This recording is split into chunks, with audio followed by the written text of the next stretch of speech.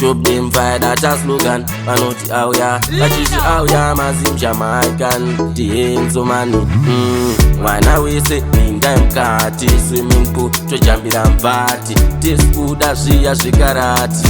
Karaima nditambiza matuti. Yashika nguwa ekufara, aiwa panano sara. Tachakondi ushambara, usiku wese hapana nurara. Saka yashika nguwa ekufara, aiwa panano sara. Tachakondi ushambara, usiku wese hapana nurara. Saka pano pari kutonakidza, chuni iro Karaima tokorota. Anda uya pfumo ndakarota, izvizvi zvinondifadza. Ndikatifadza sipaita surprise, Karaima nditambidza maaizi. Topedza tombotamba madhaizi, dry mouth pakuda malazy.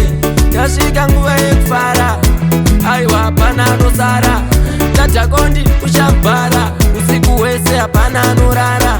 Saka yasvika nguva yekufara, aiwa panano sara. Tachakondi ushambara, usiku wese hapana nurara. Imbonditambidza chibhodhoro, chandiri kungoda idoro.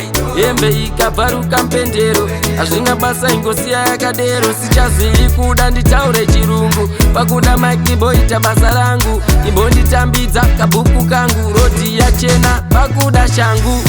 Yasvika nguva yekufara, aiwa panano sara.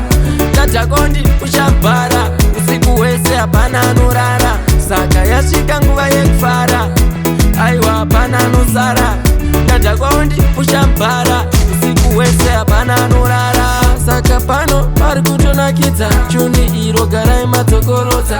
Anda uya pfumo ndakarota, izvizvi zvinondifadza. Ndikatifadza sipaita surprise, Karaima nditambidza maaizi. Topedza tombotamba madhaizi, dry mouth pakuda malazy. Yasvika nguva yekufara, aiwa panano sara. Tachakondi ushambara.